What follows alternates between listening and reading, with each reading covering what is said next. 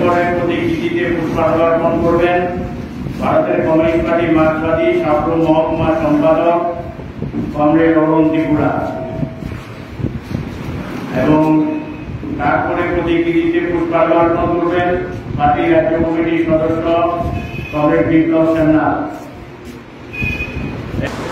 Comrade Sitaram Yechury আমাদের প্রয়াত সাধারণ সম্পাদক,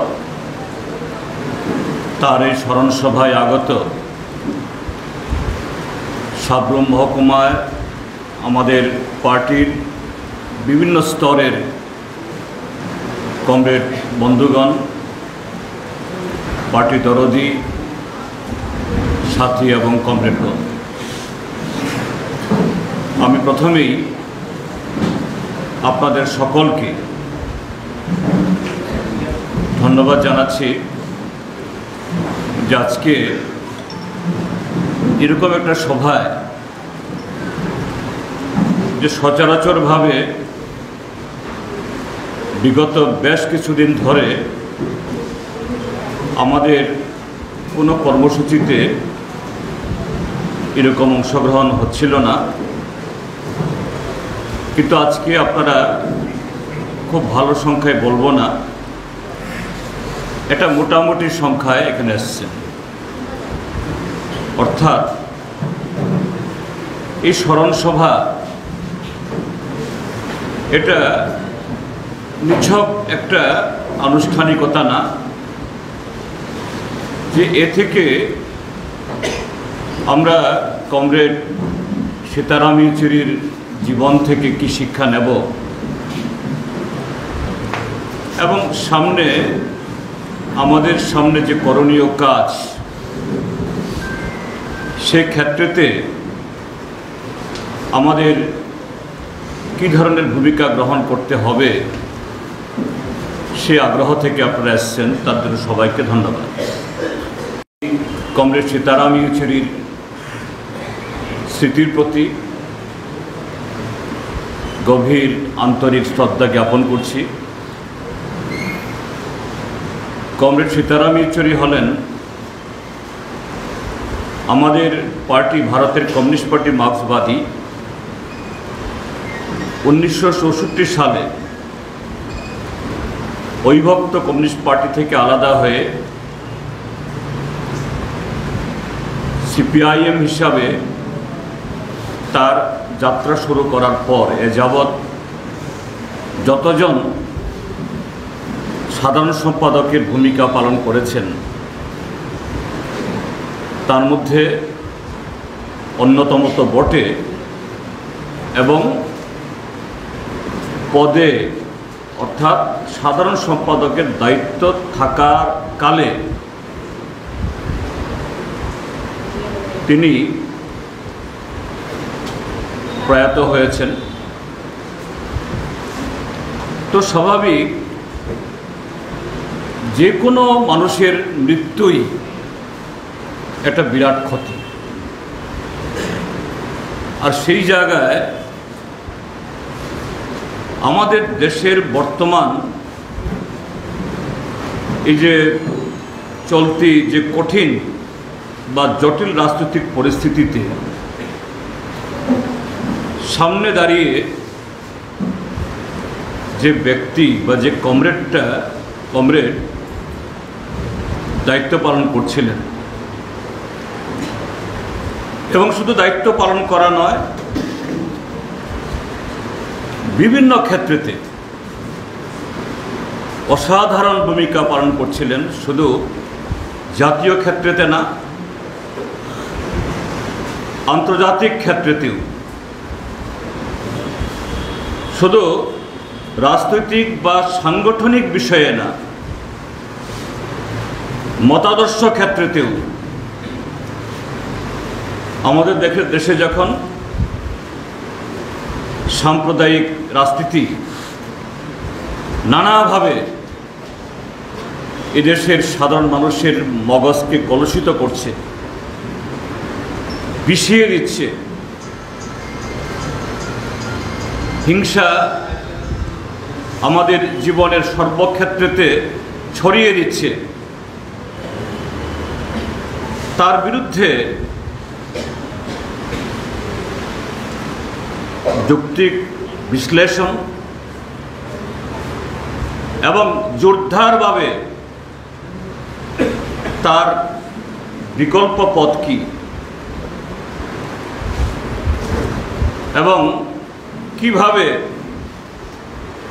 এর মোকাবেলা হবে তার পথ দেখাচ্ছেন, সেরকম একজন ব্যক্তিত্ব তার অকালে জীবনাবসান ঘটা মানি শুধু ভারতের কমিউনিস্ট পার্টি মার্ক্সবাদী না, গোটা বাম আন্দোলন এবং আজকে দেশের যে বাম গণতান্ত্রিক এবং ধর্মনিরপেক্ষ শক্তির যে লড়াইয়ের ক্ষেত্রেতেই একটা বিরাট ক্ষতি হয়ে গেল। এবং তার এই শূন্যতা শুধু আমরা কেন, অর্থাৎ পার্টির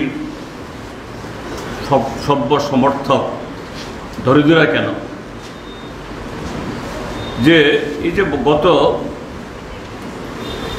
12ই সেপ্টেম্বর প্রয়াত হওয়ার পর আজকে আজকে 26, গত 14 দিনে আমাদের মিডিয়াতে, সোশ্যাল মিডিয়াতে নানাভাবে দেশের ভেতরে দেশের বাইরে আন্তর্জাতিক ক্ষেত্রেতেও তার অবদান সম্পর্কে আলোচনা হচ্ছে। এটা সকলে উপলব্ধি করতে পারছিলেন। তিনি আমাদের দেশে গত 50 বছরে তার রাজনৈতিক জীবনে প্রবেশ করার পর কিভাবে তিনি ভূমিকা রেখে চলেছিলেন। তো সেক্ষেত্রেতে তার ব্যক্তিগত জীবনের কিছু ঝলক আমি উল্লেখ করতে চাই, যা থেকে আমাদের প্রত্যেকেরই ব্যক্তিগত জীবনে বা সামগ্রিক লড়াইয়ে আমাদের দুর্বলতা চেনানোর জন্য বা আমাদের শক্তিকে সেভাবে স্পষ্টভাবে দেখার জন্য অনেক বলিষ্ঠ উদাহরণে থাকবে। কমরেড সীতারাম ইয়েচুরি জন্মেছিলেন একটা উচ্চ তেলেগু ব্রাহ্মণ পরিবারে। তার ঠাকুরদাদা তিনি অবিভক্ত অন্ধ্রপ্রদেশের সেখানকার প্রধান বিচারপতি, বাবা অন্ধ্রপ্রদেশ সরকারের বড় এই ইঞ্জিনিয়ার পদে চাকরি করতেন, মাও পদস্থ সরকারি আধিকারিক ছিলেন। অর্থাৎ এই সময়তে সমাজে একদিক থেকে যেটা বলা হয় উচ্চ বংশ, উচ্চ শিক্ষিত, উচ্চ পদাধিকারী, এই সমস্ত ঐতিহ্য থেকে তিনি এসেছেন। তার তো যে শিক্ষা দীক্ষার ক্ষেত্রেতে সেরকম সুযোগ বা ভালো শিক্ষা প্রতিষ্ঠানে অন্তর্ভুক্ত হওয়ার এই সুযোগ পাওয়ার সে সমস্যা ছিল না। অর্থকরী এবং অন্যান্য দিক থেকে। তারপর মেধা, তার মেধা সম্পর্কে জানেন, central board of secondary education বা সিবিএসই, যদিও এখন সিবিএসই আমাদের এই রাজ্যেও সাধারণ স্কুলগুলোও অন্তর্ভুক্ত হয়ে গেছে অনেক স্কুল। সিবিএসইর আগের সে জৌলস বা কুলীনতা এখন সেরকমভাবে নেই। সেই সীতারাম ইয়েচুরির সময়তে তিনি এই সেন্ট্রাল বোর্ড অফ এই সেকেন্ডারি এডুকেশনের সর্বভারতীয় তিনি ক্ষেত্রেতে প্রথম এবং কলেজে পড়েছেন দিল্লির সেন্ট স্টিফেন স্কুল, দিল্লির সেন্ট স্টিফেন কলেজ। এই সেন্ট স্টিফেন্স কলেজ সারা পৃথিবীতে, আমাদের দেশে শুধু না, সারা পৃথিবীতে যে গ্লোবালি যে তার র্যাঙ্ক বিচার করা হয় তার মধ্যে 100টা কলেজের মধ্যে অন্যতম, আরও বহু আগে থেকে। এবং তার যে ধারাবাহিকতা এখনও সেভাবে বিশ্ব পর্যায়ে এখনো বজায় আছে। এই কলেজ থেকে গ্র্যাজুয়েট হয়ে বের হওয়ার আগেই বিভিন্ন প্রতিষ্ঠান, বড় বড় সরকারি বেসরকারি মাল্টিন্যাশনাল যেগুলো বলে, যারা লক্ষ লক্ষ টাকা বেতন দেয়, তারা অগ্রিম বুক করে নেয়। সেই কলেজ থেকেও অর্থনীতিতে সেই সাবজেক্টে তিনি ফার্স্ট ক্লাস ফার্স্ট। পরবর্তী সময়েতে জেএনইউতে যখন ভর্তি হন, সেখানেও এমএ ইকোনমিক্সে, সেখানেও তিনি ফার্স্ট ক্লাস ফার্স্ট। যদিও তারপর আর গবেষণা ইত্যাদি কাজে তিনি আর সময় দিতে পারেননি, ছাত্র আন্দোলনের রাজনীতি তিনি মজে যান। তাহলে যে ব্যাকগ্রাউন্ড থেকে তিনি এসেছেন, কমিউনিস্ট পার্টিতে যোগদানের কোনো বাধ্যতামূলক কোনো কারণ সেখানে নেই। সাধারণত এখন যেটা বলা হয়,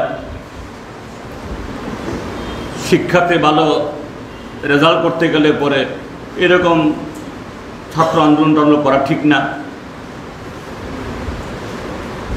কিন্তু তিনি একদিক থেকে যেমন একজন সংগঠক হিসাবে, ছাত্রনেতা হিসাবে উন্নততর তার কোয়ালিটি দেখিয়েছেন। কমরেড বিপ্লব বলেছে এখানে, জরুরি অবস্থা চলাকালীন সময়েতে, সেই সময়েতে ইন্দিরা গান্ধী ইন্দিরা ইজ ইন্ডিয়া। এখন যেমন মোদি বলে, মোদি মুমকিন, ইন্দিরা ইজ ইন্ডিয়া। ভারত হলো ইন্দিরা, এশিয়ার মুক্তি সূর্য, রয়্যাল বেঙ্গল বাঘিনীর চেয়েও আরো বেশি খতরনাক। সেই ইন্দিরা গান্ধী তিনি জওহরলাল নেহরু বিশ্ববিদ্যালয়ের চ্যান্সেলর হিসাবে ইউনিভার্সিটি কোর্টের সভাতে তিনি সভানেতৃত্ব বা সভাপতিত্ব করেন। বলছেন যে না, তুমি প্রধানমন্ত্রী হও আর চ্যান্সেলর হও, যাই হোক, তুমি ইউনিভার্সিটিতে প্রবেশ করতে পারবে না। এবং ছাত্রদের মিছিল নিয়ে সে জরুরি অবস্থা চলাকালীন সময়েতে তখন মিশা জরুরি অবস্থা আইনের ভয়ে মানুষ তটস্থ, কেউ প্রকাশ্যে কথা বলে না। 5 শতাধিক ছাত্রছাত্রী নিয়ে মিছিল নিয়ে ইন্দিরা গান্ধীর আবাসে চলে গেছেন। কি দাবি? তোমাকে পদত্যাগ করতে হবে। প্রধানমন্ত্রীকে বলছি, তোমাকে জওহরলাল নেহরুর চ্যান্সেলর পদ থেকে, আচার্যের পদ থেকে পদত্যাগ করতে হবে। কেন? তুমি ফেল। হাইকোর্টের রায়ে তোমার নির্বাচন খারিজ করে দেওয়া হয়েছে। কাজে তুমি এই পদে থাকার তোমার নৈতিকতা নেই। এবং তারপর ঘটনা শুনেছেন, পত্রপত্রিকা পড়েছেন,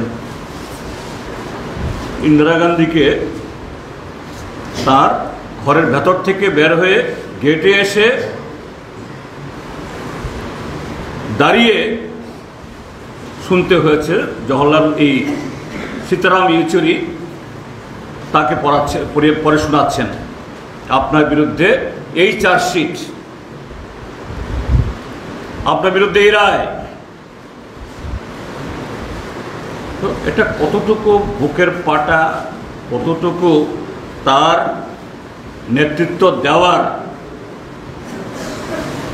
সেরকম বলিষ্ঠ গুণাবলী, বিচক্ষণতা থাকলে পরে ওই সময়েতে এই ভূমিকা গ্রহণ করতে পারে।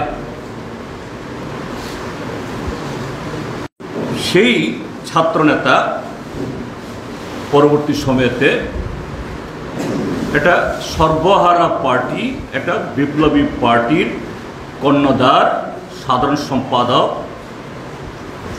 এবং তার এই দীর্ঘ সফরে, দীর্ঘ জার্নিতে প্রতিটি ক্ষেত্রেতে তিনি আমাদের দেশের বামপন্থী আন্দোলন, তার দিক কি হবে, সে আন্দোলনকে সঠিক পথে চালাতে গেলে পরে তার জন্য সেরকম একটা পার্টি দরকার, সংগঠন দরকার। সেই সংগঠনে কিছু লোক থাকলে হবে না, কিছু সাহসী লোক, কিছু পয়সাওয়ালা লোক বা অন্যভাবে প্রভাবশালী লোক থাকলে হবে না। সেই পার্টি হতে হবে মার্ক্সবাদী, লেনিনবাদী শিক্ষায়, মতাদর্শে পরিশীলিত, দীক্ষিত। তাহলে সেই পার্টি শত প্রতিকূলতার মধ্যে দাঁড়িয়েও চলার পথে এরকম লড়াই সংগ্রামে উত্থান থাকবে, পতন থাকবে, নানা বাকবোধ থাকবে, কিন্তু মার্ক্সবাদী, লেনিনবাদী দিশায় এবং সাংগঠনিক সেই বৈপ্লবিক শৃঙ্খলায় যদি সে পার্টি এগিয়ে যায়, সাময়িক খারাপ সময় আসবে, সাময়িক হয়তো পিছুতে হবে, কিন্তু সে লড়াইকে থামিয়ে রাখা যাবে না। সেখানে পরাজয়টা সামাজিক, জয়টাই তার কাছে একমাত্র পাথেয়, একমাত্র তার গন্তব্য হবে। এটাই কমরেড সীতারাম ইয়েচুরি আমাকে শিখিয়ে গেছেন। এখন যেহেতু আমরা এমন একটা সময়তে আছি, দরজা জানালা না খুললে পরে সেখানে বাইরের থেকে হাওয়া আসে না, বাতাস আসে না, তো স্বাভাবিক। এটা রাজনীতির ক্ষেত্রেতে হোক, ব্যবসা বাণিজ্যের ক্ষেত্রেতে হোক, বা যে কোনো পেশার ক্ষেত্রেতে হোক, যারা ব্যবসায়ী, এদের প্রফিট করতে হলে, লাভ করতে হলে পরে এদের যেমন খবর নিতে হয় কি ধরনের মাল এসছে, মানুষের চাহিদা কি, রুচি কি। সামনে পূজা, যেমন এখন ব্যবসায়ীরা, কাপড় ব্যবসায়ী, জুতার ব্যবসায়ী বিশেষ করে সারা বছরের কামাই সময় করতে হবে। এখন শুধু বিজ্ঞাপন না, ইন্টারনেট ইত্যাদি এসছে, তারও খবর নেয় কোথায় কম দামে জিনিস, ভালো জিনিস পাওয়া যায়, মানুষের রুচিসম্মত। তাড়াতাড়ি এগুলি সংগ্রহ করে বাজারে বিক্রি করা। তাকেও তাহলে দরজা জানালা খুলে রাখতে হবে, চোখ প্রসারিত করতে হবে। ঠিক কৃষকদেরও শুধু বাপ ঠাকুর দাদারা যেভাবে বীজতলা তৈরি করতে হবে, যে ধরনের বীজ সংগ্রহ করতে হবে, যে ধরনের ধান লাগাতে হবে, এটা হলে হবে না। এখন সাধারণ কৃষকরাও কতগুলি শব্দ তারা মুখস্থ করে ফেলেছেন। মুখস্থ নয়, একেবারে হৃদয়ঙ্গম হয়েছে। হাই ইয়েল্ডিং, তারপরে আরো কি একটা শব্দ জানি বলে, হাই ইয়েল্ডিং, আর কি জানি হাইব্রিড। হাইব্রিড কেননা আগের মতো আলাঙ্কা জমি নাই, আলাঙ্কা জমি নাই, কম জমি, কাজে তাকে হাইব্রিড অর্থাৎ বেশি ফলন আসতে হবে, গুণমান সম্পন্ন হাইব্রিড,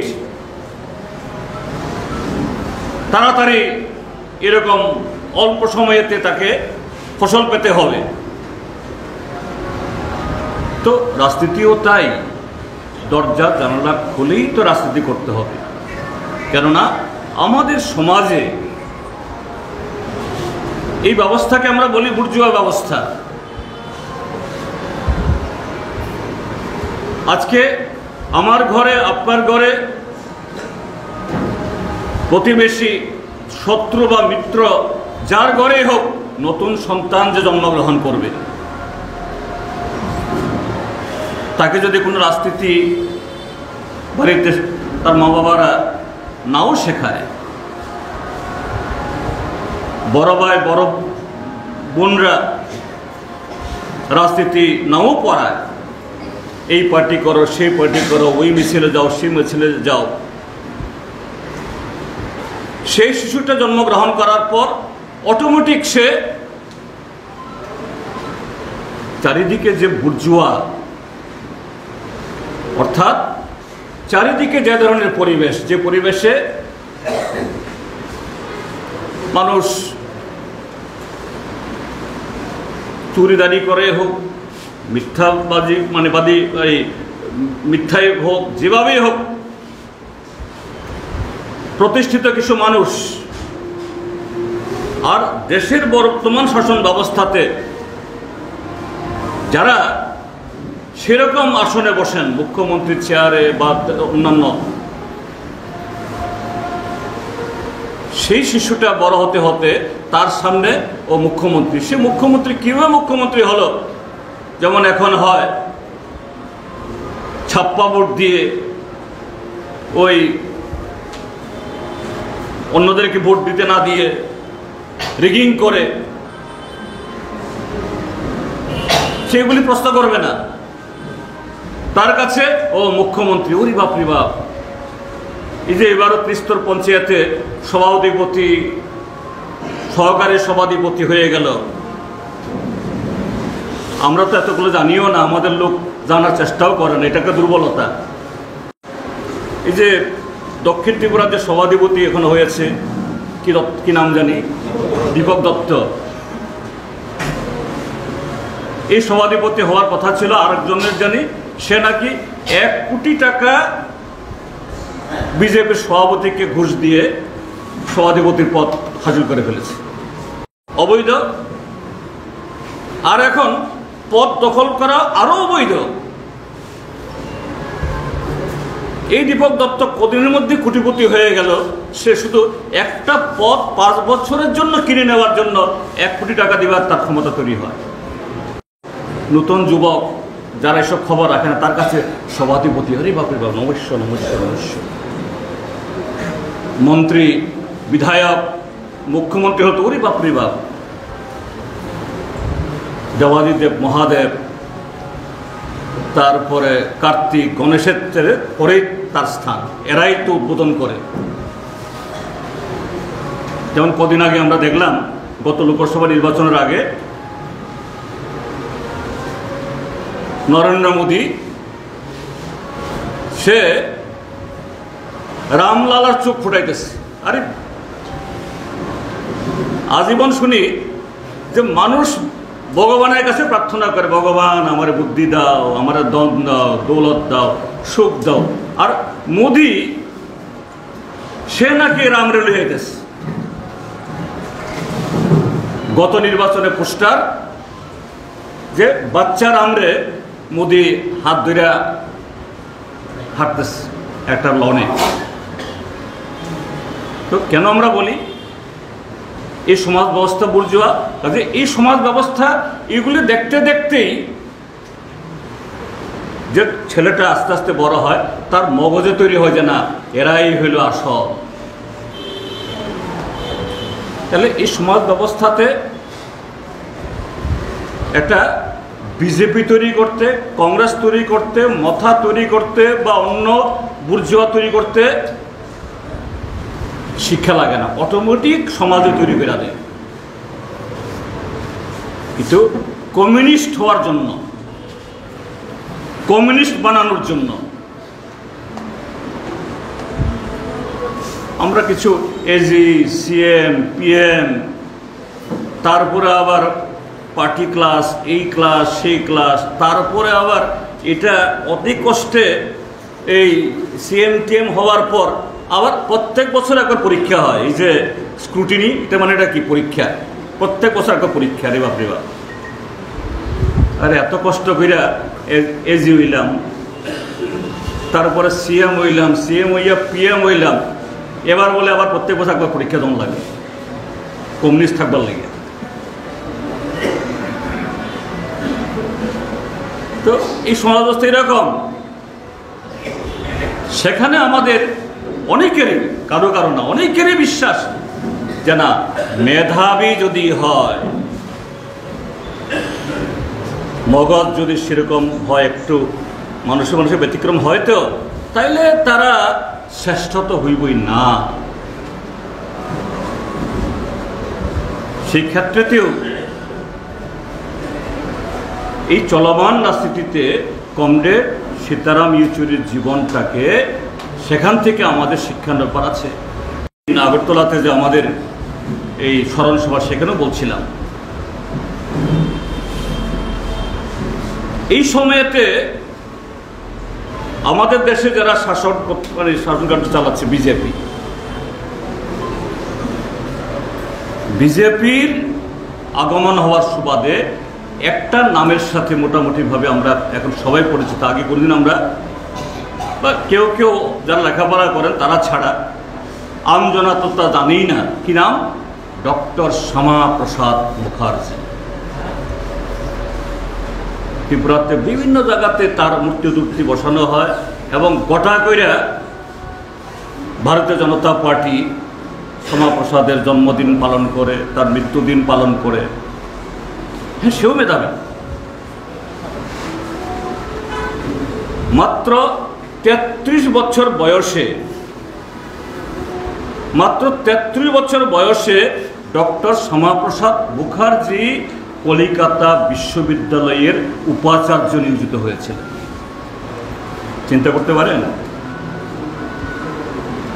33 বছর বয়সে এখনো অনেকে পিএইচডি ডিগ্রিও লাভ করতে পারে না। এক চান্সে যারা পড়তে পারে না, পড়তে যারা পারে তারা বাদে বেশিরভাগই বিভিন্ন কারণে 33, 34, 35 বা শেষ জীবনে অনেকে পিএইচডি হয়। আর শ্যামাপ্রসাদ মুখার্জি তিনি একাধারে সাহিত্য, একাধারে আইন ইত্যাদি পরে বিলাট থেকে পরে এসে ডক্টরেট হয়ে কলকাতা ইউনিভার্সিটির উপাচার্য। এত মেধাবী।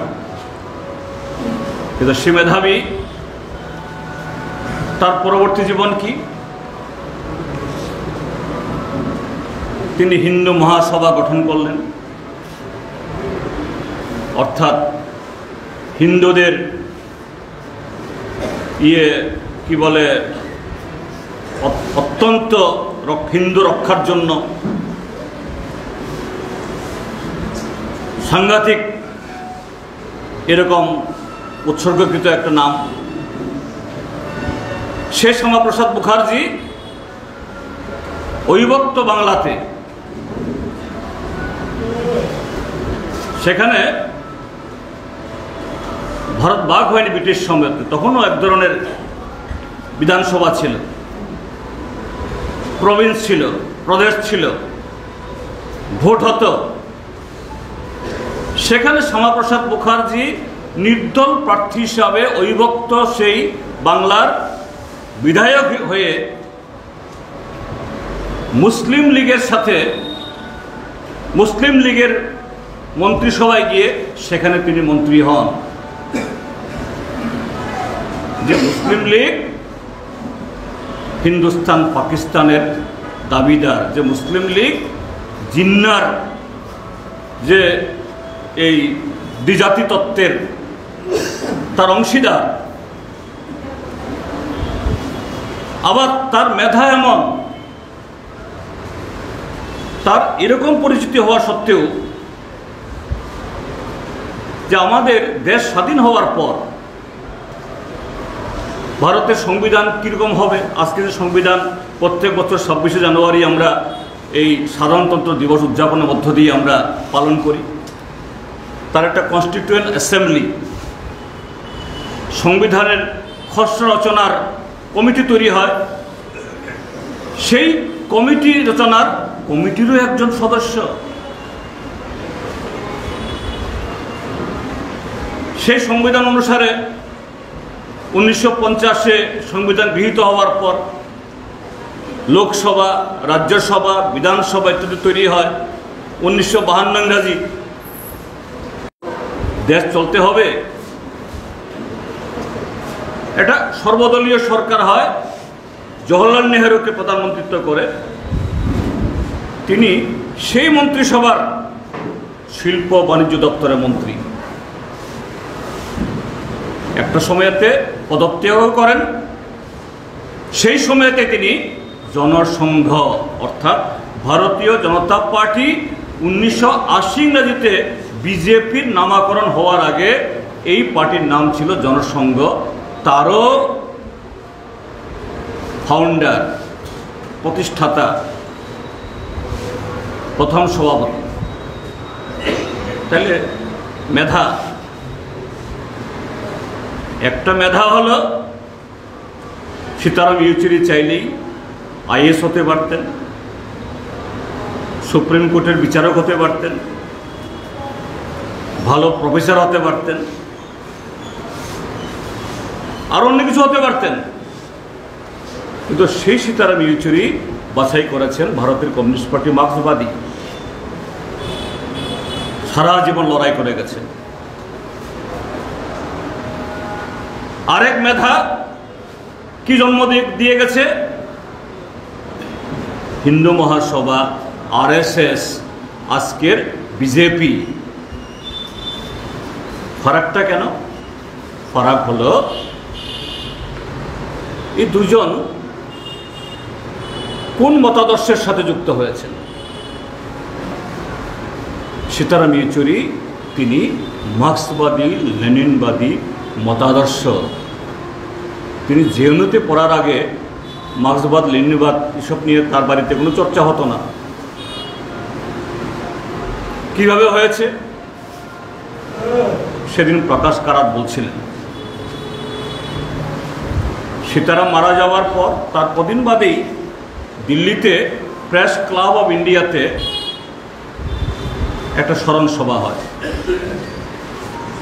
এই স্মরণ সভা একটু ব্যতিক্রমী, নামও দেন একটু অন্যরকম, সেলিব্রেটিং সীতারাম, রিমেম্বারিং সীতারাম। সীতারামের উদযাপন, সীতারামকে স্মরণ। একটু খটকা লাগে না? আরে একটা লোক মারা গেল,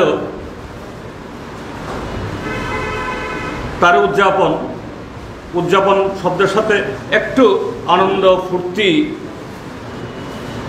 মোটামুটি এরকম বোঝায় যে সীতারামকে উদযাপন, সীতারামকে স্মরণ। আপনারা যারা ইউটিউব দেখেন নিয়মিত, একটু দেখবেন, একটু টাইপ করে শোনার চেষ্টা করবেন। কারা এটা আয়োজন করেছে?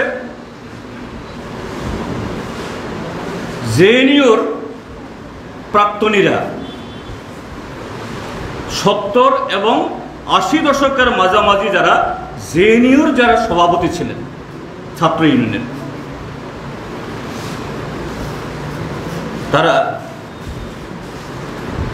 সে প্রকাশ কারাত জেএনইউর সভাপতি হলেও তিনি উদ্যোক্তা না, উদ্যোক্তারা হলো অন্যরা। আমি এটা দেখে একটু উৎসুক হলো। আমি একদিন প্রায় রাত্রিবেলা খাওয়ার পর কয়েক ঘন্টা ধরে এদের বক্তৃতাগুলি শুনছিলাম। নামগুলি কারা? তার মধ্যে প্রায় 9 জনের বক্তৃতা আমি শুনেছি, তার মধ্যে শুধু 3 জন বামপন্থী ধারার সাথে আছে। একজন তো প্রকাশ কারাতেই, আর একজন সুরজিৎ মজুমদার, জেএনইউর প্রফেসর এখন ইকোনমিক্সের, এবং ব্যক্তিগতভাবে কমরেড সীতারাম ইয়েচুরির প্রথম স্ত্রীর ছোট ভাই, অর্থাৎ সীতারাম ইয়েচুরির শালকও। আরেকজন রঘুনন্দন, তিনি আমাদের বামপন্থী আন্দোলনের সাথে একজন নেতৃত্ব।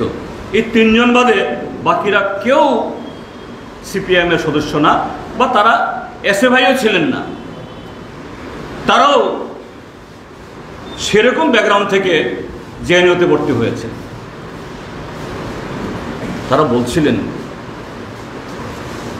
যে কিভাবে সীতারাম তৈরি হয়েছে, কেন সীতারাম এত জনপ্রিয়, কেন সীতারাম এত ক্ষুরধার,